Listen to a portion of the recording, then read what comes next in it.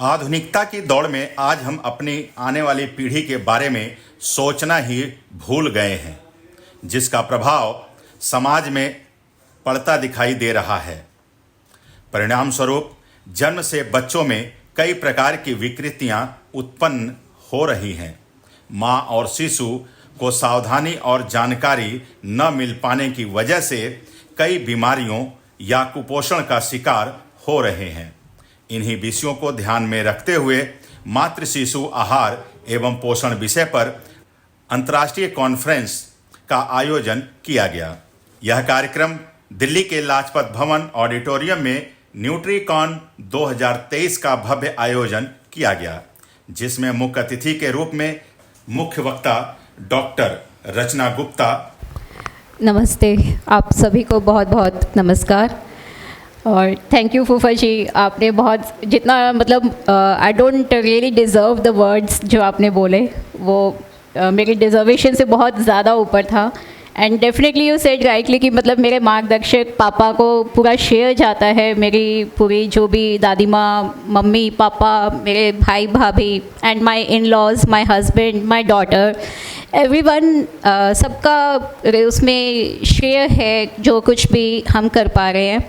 और इसमें सबसे बड़ा ये है कि हमारी भावना कि हम समाज के लिए जो भी करें अच्छा करें, अपनी आत्मा अंदर से सेटिस्फाइड हो। हमें जो भी एडवाइस देनी है पेशेंट को, वो उसके पर्पस ठीक है कमर्शियल होते ही हैं, लेकिन जब तक अपनी आत्मा सेटिस्फाइड नहीं होगी कि हमने पेशेंट को अच्छी एडवाइस दी और पेशेंट सेटिस्फाइड होके ना जाए, तब तक उस काम का कोई मज़ा नहीं रहता। तो ये भावना परिवार से ही मिली है और पापा का इसमें सबसे ज़्यादा योगदान है। एंड और फूफा जी अपने आप में एक बहुत बड़ी हस्ती हैं और वो भी हमारे लिए बहुत बड़े प्रेरणा के स्रोत हैं। और स्वामी जी, आप भी थैंक यू सो मच प्रेरित करने के लिए हमेशा। तो ये जो सेशन है न्यूट्रिशन इन प्रेगनेंसी के बारे में, आई वुड लाइक कि हम इंटरैक्ट करें। मैं जानना चाहूँगी क्योंकि बहुत सारे परिवार के लोगों के सुझाव होते हैं जब लड़की फर्स्ट टाइम प्रेग्नेंट होती है। तो पीडियाट्रिक्स का सेशन ऑलरेडी हो चुका है मॉर्निंग में, है ना। तो बचपन से ही ऑब्वियसली हमें गाइड करना होता है, चाहे वो लड़का है या लड़की है। न्यूट्रिशन के बारे में कॉन्शियस होना सभी के लिए ज़रूरी है। और मेरे साथ यहाँ पर डॉक्टर वंदना भार्गव भी हैं जो सोनीपत में न्यूट्रिशनिस्ट हैं। जो भी अगर किसी फूड के बारे में आप कोई भी जानकारी लेना चाहते हैं तो डॉक्टर वंदना इज़ हियर। और मैं जो शेयर करना चाहती हूँ वो अपने एक्सपीरियंसेस, क्योंकि पेशेंट्स डायरेक्टली न्यूट्रिशनिस्ट के पास नहीं जाते, वो गायनेकोलॉजिस्ट के पास जाते हैं, या फिर जब हम अल्ट्रासाउंड करते हैं वो हमसे पूछते हैं कि बच्चे की ग्रोथ कम है, ज़्यादा है, हमें क्या खाना चाहिए, क्या नहीं खाना चाहिए। तो जो मेरे एक्सपीरियंसेस हैं, पेशेंट्स बताते हैं कि हमें तो ये पता है और फिर हम कुछ और बताते हैं, है ना। तो मैं आप लोगों से भी जानना चाहूँगी कि क्या धारणाएं हैं प्रेगनेंसी में आप लोगों की कि एक माँ के लिए कितना खाना ज़रूरी है और क्या खाना ज़रूरी है। तो आप में से कोई भी जो इतने एक्सपीरियंस लोग हैं, बहुत सारे लोग यहाँ पे ऑलरेडी माताएं बन चुकी हैं और उनके परिवार में बच्चे हो चुके हैं। सो इवन कोई भी लेडीज़ या जेंटलमैन कोई भी बताना चाहें तो आप बताइए प्लीज़ कि आप लोगों की क्या धारणाएं हैं कि प्रेगनेंसी में क्या इम्पोर्टेंट है खाना। आप में से कोई है जो अपना विचार या इस पे शेयर करना चाहे, ताकि उसका क्रॉस क्वेश्चन करके आंसर मिले तो सबको ज़्यादा फायदा होगा। आई एम श्योर सबके घर में कोई ना कोई प्रेगनेंसी चल रही होगी, कोई भी एडवाइस लेने को सब रेडी रहते हैं कि ये बताइए क्या करना है। एक जो मैंने सुना है और मुझे ऐसा लगता है कि मिसकंसेप्शन है शायद, कि पपाया के लिए कहा जाता है। व्हाट आई थिंक कि शायद सिर्फ रॉ पपाया के लिए थोड़ी सी दिक्कत है। ऐसा कुछ आप शेयर करना चाहेंगे सबके साथ कि प्रेगनेंसी में पपाया के लिए बहुत ज़्यादा बोला जाता है कि पपाया लिया तो। हाँ, ये मिथ है डेफिनेटली, है ना। हाँ जी, तो ऐसा कुछ नहीं है कि पपाया नहीं खा सकते, बट हम और भी चीज़ों को जानना चाहते हैं, not just papaya. I would like to get you to speak कि आप क्या सोचते हैं कि कितना खाना चाहिए। पहले ये बताइए कि प्रेग्नेंट लेडी को कितना खाना खाना चाहिए। As I am also a nutritionist, तो आई नो कि क्या खाना चाहिए, लेकिन आई थिंक कि ज़्यादा लोग कोई भी जनरली आप लोग बताइए कि आप लोगों के दिमाग में क्या रहता है कि प्रेगनेंसी में how much food one lady should eat. मेरा अपना समझ है कि जिसी तरह अभी नवमास चिकित्सा की बात हो रही थी, मैं सामान्य रूप से कह रहा हूँ कि सबसे पहले चीज़ तो जो आहार हो वो मात्रा में कम हो लेकिन पौष्टिकता में अधिक हो। जब हम गर्भधारण करती है महिलाएं तो उस समय में उसके पेट का आकार बढ़ जाता है। तो जैसे जैसे आकार बढ़े तो हम जो मात्रा है मात्रा को कम करते जाएं और ड्यूरेशन को जो है हम जहाँ पर पूरे दिन में 2 बार खाते हैं वहाँ पर हम 4 करें, 4 से 6 करें, थोड़े थोड़े करके खाएं। और जो चीज़ हम खाएं उसमें आज करीब जो है वो 40-50 वर्ष पुरानी बात नहीं है। वर्तमान समय में हमारी जितनी मातृशक्तियाँ हैं, हमारी बेटियाँ हैं, बहनें हैं, बहू हैं, लगभग मैक्सिमम शिक्षित हैं और उनको बेसिक नॉलेज इस चीज़ की है कि 10वीं पास में ही समझ में आ जाता है कि हमें कैल्शियम लेना चाहिए, आयरन लेना चाहिए, विटामिन्स लेना चाहिए। तो कैल्शियम दूध में है, केले में है, सुपाच्य होना चाहिए, लाइट खाना हम लें, इस हिसाब से कुछ हम एक्टिविटीज़ करें जिससे कि वो डाइजेशन हो जाए, हमारा मेटाबॉलिज्म जो है वो रहे। इन सब चीज़ों जो कॉमन चीज़ें हैं उनको अगर फॉलो करते रहें लाइफ में, अपने लाइफ स्टाइल में। आपके यहाँ पे लेट मी सी, कोई आपको याद है जो आपकी कोई प्रेगनेंसी आपके आंखों के सामने हुई हो? जी ऐसा है। मैं थोड़ा सा अपना विशेष परिचय दूंगा। मैं अपने पिताजी के 2 भाइयों में अकेला हूँ। मैंने पूरी बचपन मेरी जो है राखियों में के लिए मैंने तरसा, ढेर सारी चीज़ें हैं। तो जो आदमी खुद नहीं प्राप्त करता है सोचता है मेरे संतान कर लें। तो भगवत कृपा से मैं 5 बच्चों का पिता हूँ और बड़ी ओपनली मैं सबके सामने कह रहा हूँ कि मैंने जो चाहा, परमात्मा की कृपा रही हो कि पहले पुत्र हो, फिर मेरा बेटा जो है वो अकेला भाई में मेरे जैसा नहीं हो, दूसरा पुत्र हुआ, फिर मेरी पत्नी भी बैठी हुई है बड़ी, मैं सबके सामने कह रहा हूँ। इन्होंने कहा कि मुझे तो बेटी की शौक थी, ये बेटा तो है, फिर आपकी भी बन नहीं हुई। हमने कहा नहीं, परमात्मा ने कृपा का, मैंने प्लानिंग की तो मेरी तीसरी बेटी है जी। और इन सब के लिए चूंकि माँ मेरी 2.5 साल का था तो मर गया था, तो मैं अपनी पत्नी का जो है, मेरी पत्नी मेरी दोस्त भी है, यहीं पर है, कर रहा हूँ और इसका मैं डॉक्टर भी हूँ। मेरे पिताजी एक जो है रिनाउंड होम्यो प्रैक्टिशनर थे। तो मैंने अपनी सारी विद्याओं का प्रैक्टिकल जो है, जो मैंने पढ़ा कि उस समय में एक मैगजीन आती थी रीडर्स डाइजेस्ट, हाँ जी, उसका एक जो है ना, तो मैं स्टडी करता रहा, प्रयोग इन पर करता रहा और मुझे सारे परिणाम सकारात्मक मिले। Right, very nice. तो मैं सबके लिए भी यही कहूँगा कि अपने शरीर को, अपने को जो पढ़ें उस पर अमल करें। राइट, और इसी के साथ बिल्कुल ठीक। संक्षिप्त, हाँ, आपने बहुत अच्छा बताया। बिकॉज मुझे तो मोस्टली पेशेंट्स आके ये बताते हैं कि माँ या सास ने कहा है कि भाई अब तुम्हारे घर में बच्चा है गर्भ के अंदर, तो तुम्हें 2 आदमी के बराबर खाना खाना चाहिए। तो ऐसा कितने लोग मानते हैं? 2 आदमी के बराबर, 2 इंसानों के बराबर खाना चाहिए। आपकी आवाज़ नहीं आ रही मुझे, माइक प्लीज़। हाँ जी मैम, मैं यही बात कहना चाह रही थी जो अभी आपने बिल्कुल बोला। हाँ कि जी। जब हम प्रेग्नेंट होते हैं तो घर में बड़े लोग ये कहना शुरू कर देते हैं कि अब आपके अंदर एक जान और पल रही है तो अब हाँ। आपको 2 का खाना खाना है, जबकि हमें ऐसा महसूस नहीं होता। मैं खुद 3 बच्चों की माँ हूँ, लेकिन फर्स्ट टाइम में मुझे लगता था कि शायद ये सही कह रहे हैं सब लोग, तो मुझे ज़्यादा खाना चाहिए, लेकिन ज़्यादा खा के तो वो और हैवीनेस हो जाती है और ऐसा ज़रूरी नहीं समझती मैं। हमें न्यूट्रिटिव खाना चाहिए उन दिनों में और डबल खाने की ज़रूरत नहीं होती, हमें ओनली न्यूट्रिटिव खाना चाहिए।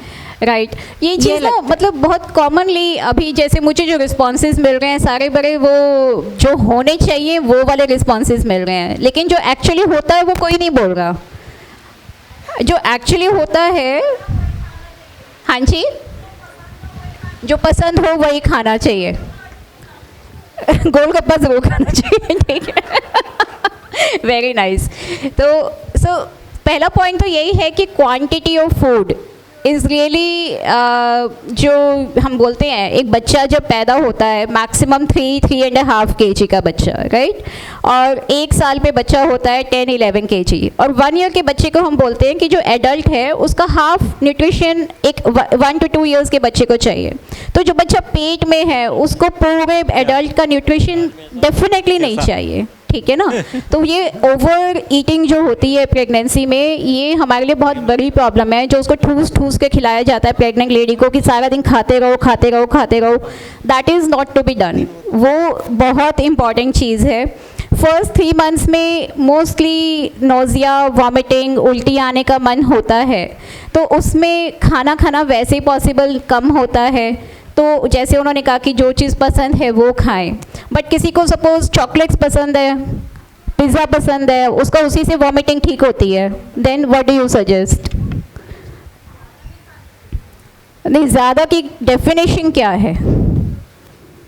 अब वो कहती है कि मैं तो दिन में 1 ही स्लाइस खाती हूँ पिज़्ज़ा का, ये ज़्यादा थोड़ा ही है। तो ज़्यादा की डेफिनेशन तो कुछ नहीं है ना। तो अल्टीमेटली मेरा सुझाव ये है कि आजकल हमारा न्यूट्रिशन चाइल्डहुड से ही बहुत ख़राब है। रीज़न बीइंग क्योंकि हमें बहुत ज़्यादा अवेलेबल है, एवरीथिंग, हर कॉर्नर पे स्ट्रीट फूड अवेलेबल है, जंक फूड अवेलेबल है। घर से बाहर निकलो सामने ही आपको मिल जाएगा। आपको बुक्स, नोटबुक्स मिले ना मिले, स्टेशनरी मिले ना मिले, लेकिन खाने की चीज़ें तो हमेशा मिलेंगी।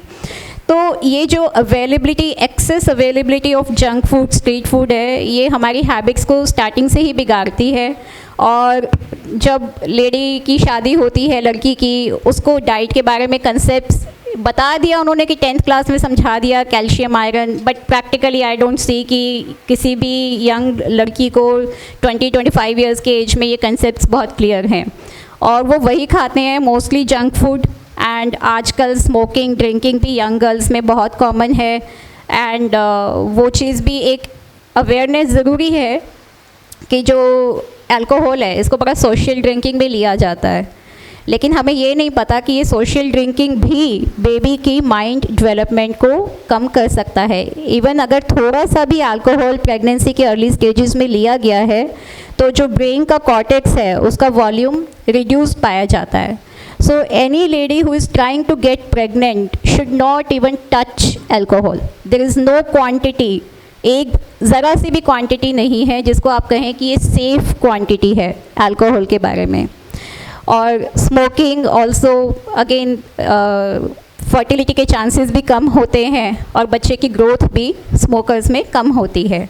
तो ये अवेयरनेस आजकल की यंग गर्ल्स को नहीं है। कैल्शियम, आयरन कुछ नहीं पता उनको, सिर्फ जंक फूड पता है और सोशल लाइफस्टाइल की, हाँ, कैसे अपने आप को इंस्टाग्राम पे पिक्चर्स पोस्ट करनी है, फेसबुक पे पोस्ट करनी है, वो ज़्यादा कॉमन है। आई सीन कि लड़कियां आती हैं अल्ट्रासाउंड के लिए, वो कहती हैं हमारा एक फ़ोटो खींच दो अल्ट्रासाउंड करवाते हुए, हमें फेसबुक पे पोस्ट करना है, इंस्टाग्राम पे पोस्ट करना है। न्यूट्रिशन की बात छोड़ दीजिए। So these are the things, क्योंकि आप जो सब लोग यहाँ बैठे हैं सबके घरों में यंग बच्चे हैं और आपको सिखाना ये ज़रूरी है कि क्या चीज़ उनके लिए ज़रूरी है न्यूट्रिशन के मामले में। और अल्कोहल को आपको स्पेशली बताना पड़ेगा क्योंकि बहुत बच्चे सोशल ड्रिंकिंग करते हैं, उन्हें लगता है कि इससे कुछ फ़र्क नहीं पड़ता, और लेकिन फ़र्क पड़ता है, इतनी सी बूंद से भी फ़र्क पड़ता है। और इसके MRI स्टडीज़ हैं ऑस्ट्रिया से, जो कि बहुत अच्छे फीटल MRI करते हैं। उन्होंने दिखाया है कि जो लोगों ने थोड़ा भी अल्कोहल कंज्यूम किया उसमें ब्रेन की डेवलपमेंट बहुत कम थी जो नॉन अल्कोहलिक पेशेंट्स के कंपैरिजन में। अब खाने के मामले में जो फर्स्ट 3 मंथ्स हैं उसमें लिक्विड डाइट पे ज़्यादा ये कहते हैं कि थोड़ा सा नौजिया कम होगा, लिक्विड इजीली डाइजेस्ट हो जाएंगे, ज़्यादा वेट लॉस नहीं होगा।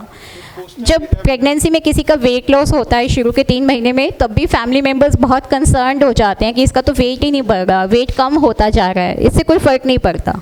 ये बिल्कुल कुछ इससे मैटर नहीं है कि उनका वेट लॉस हो रहा है, कुछ है। हाँ, एक्सेसिव वॉमिटिंग होगी, बिल्कुल पानी भी नहीं पी पा रहे तो आपको एडमिट करवाना पड़ेगा, उसमें उनको IV फ्लूइड्स देने पड़ेंगे। बट फर्स्ट 3 मंथ्स में जनरली लिक्विड सैलेड्स लेने से थोड़ा मेंटेन हो जाता है, ठीक है। और मेडिसिन के लिए गायनेकोलॉजिस्ट से आप हमेशा कंसल्ट कर सकते हैं कि किससे उनको नोज़िया वॉमिटिंग कम होगा। तो आई नो बुआ जी यहाँ बैठी हैं और इनको किसी चीज़ से कोई फ़र्क नहीं पड़ता था, तो ऐसे पेशेंट्स भी होते हैं, but they are exceptional. Majority cases में अगर हम थोड़ा सा सॉफ्ट डाइट रखें, ज़्यादा फ्राइड ना रखें, स्पाइसी ना रखें, तो they will be okay during the first 3 months. Pregnancy में वेट गेन जो होता है वो थ्रू आउट प्रेगनेंसी कितना होना चाहिए, ये डिपेंड करता है आपके इनिशियल वेट पे, और initial weight obviously height dependent होता है।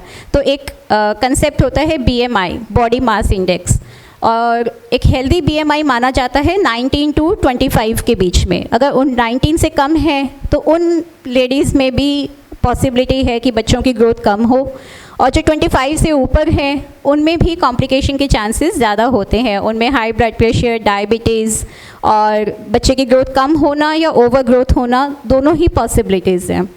तो अगर BMI 19 to 25 के बीच में है तो उन लेडीज़ के लिए पूरी प्रेगनेंसी में 10 to 11 kgs वेट गेन करना ठीक होता है। और ये भी ट्राइमेस्टर के अकॉर्डिंग होता है, 3-3 महीने को जो हम प्रेगनेंसी पीरियड डिवाइड करते हैं। ज़्यादा weight gain 5 to 6 kgs last के 3 months में होना चाहिए और बाकी 5 to 6 kgs शुरुआत के 6 महीने में डिस्ट्रीब्यूट होना चाहिए, जिसके शुरू के 3 महीने में मुश्किल से 1 किलो बहुत है। अगर 1 किलो भी नहीं हुआ, कुछ कम भी हो गया तो भी डजेंट मैटर, नेक्स्ट 3 months में वो ऑटोमेटिकली जब नॉजिया सेटल होगा तो वेट गेन करेंगे।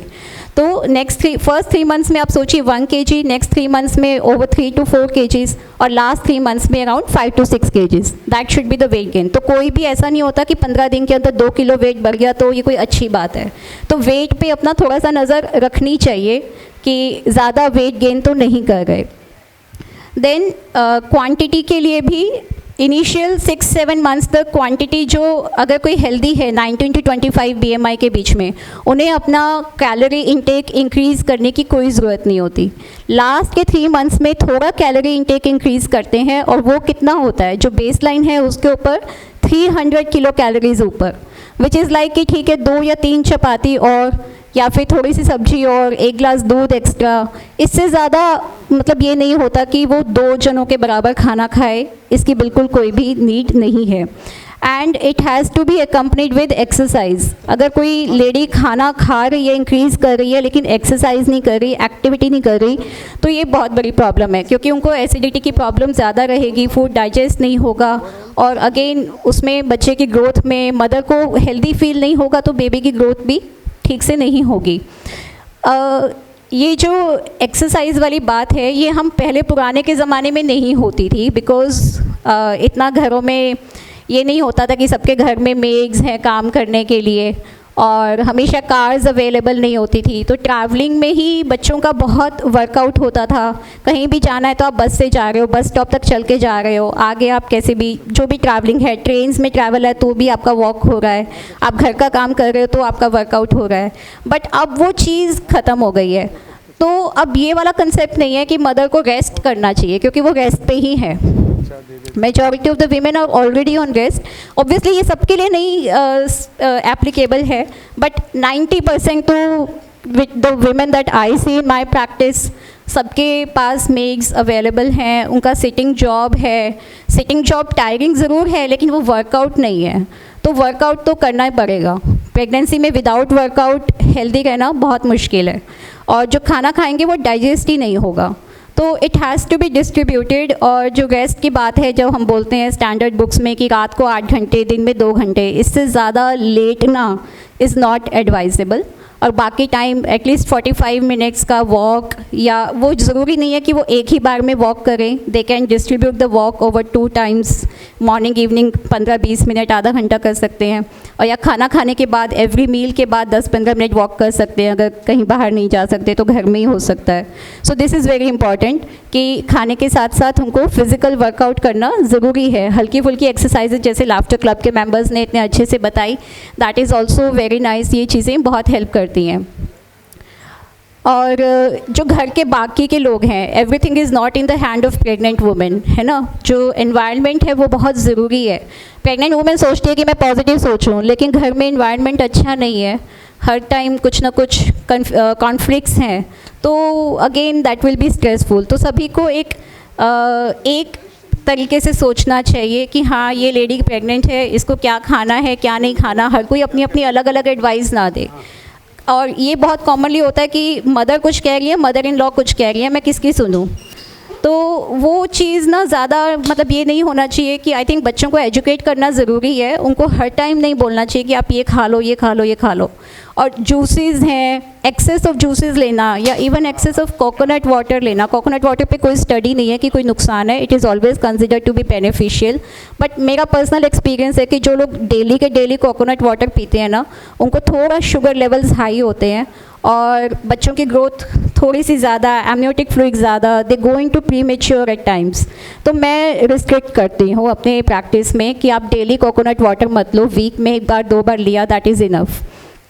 ठीक है। तो कोकोनट वाटर को लेके, जूसेस को लेके, फ्रूट्स को लेके बहुत ज़्यादा मिथ्स होते हैं। बहुत सारी लेडीज़ कहती हैं कि हम डेली इतने सारे फ्रूट्स खाते हैं, जबकि फ्रूट्स में आपको क्या मिलता है? विटामिन और मिनरल्स। विटामिन मिनरल्स चाहिए आपको थोड़ी थोड़ी क्वांटिटी में। मेनली जो चाहिए बच्चे की ग्रोथ के लिए प्रोटीन्स, वो आपका 1.5 to 2 ग्राम पर केजी बॉडी वेट के हिसाब से प्रोटीन इंटेक होना ज़रूरी है, जो जनरली नहीं होता। और प्रोटीन के लिए क्या चीज़ें खाते हैं हम? प्रोटीन के लिए क्या बेस्ट होगा?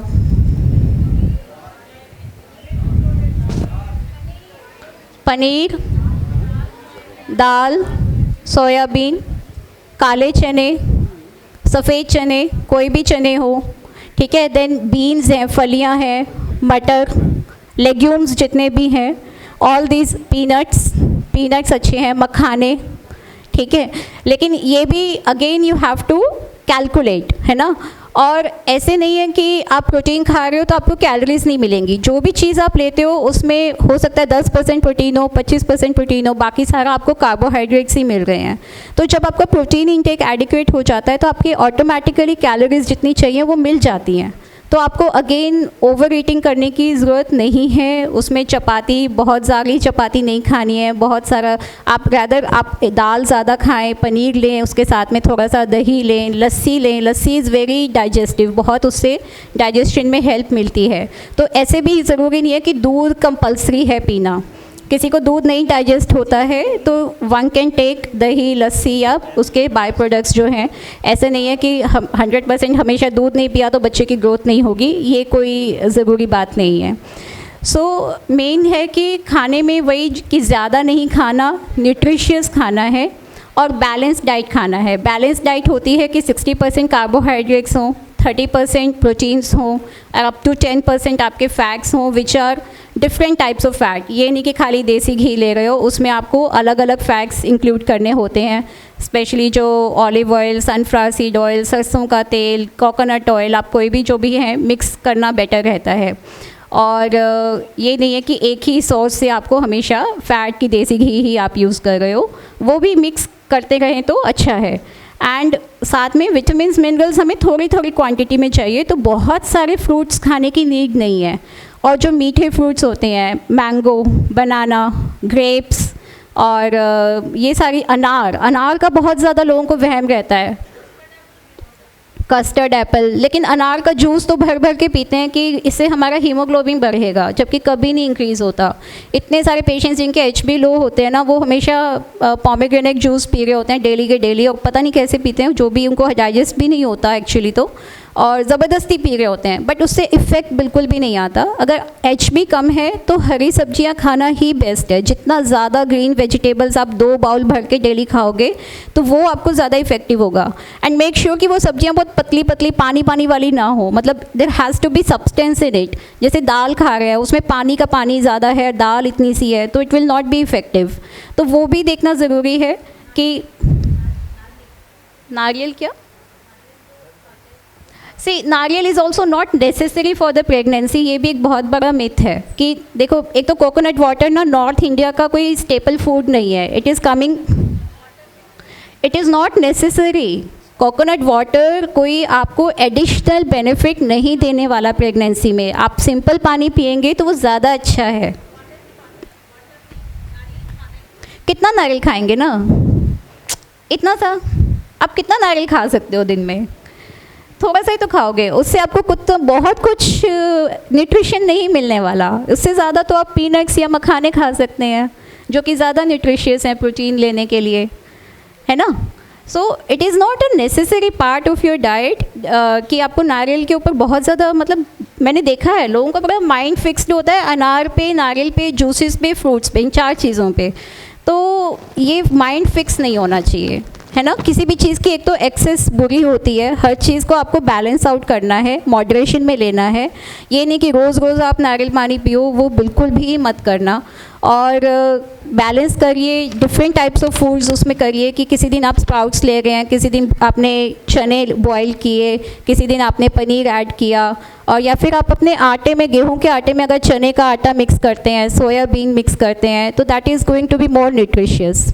तो ये चीज़ें जो हैं आपको थोड़ा सा प्लानिंग करना होता है कि हाँ आज की डाइट में मेरा क्या क्या रहेगा। आपको सैलेड्स जो हैं वो ज़रूर इंक्लूड करने हैं डाइट में। तो ये सब चीज़ें आपको जब ध्यान रहेंगी कि बैलेंस करना है डाइट को, क्या मैंने अपना प्रोटीन इंटेक पूरा किया कि नहीं किया, और जंक फूड अवॉइड रखना है, फ्रेश खाना खाना है जितना हो सकता है, घर का खाना है। तो ये, और पानी पीना भी बहुत ज़रूरी है, लेकिन सिंपल पानी का intake is more important. At least 10 to 15 glasses of liquids होने चाहिए, विच इंक्लूड्स वाटर, मिल्क, लस्सी या जो भी नींबू पानी आप लेते हो, वो सब मिला मिलो के at least 10 to 15 glasses liquid intake होना चाहिए प्रेगनेंसी में। So that is from my side.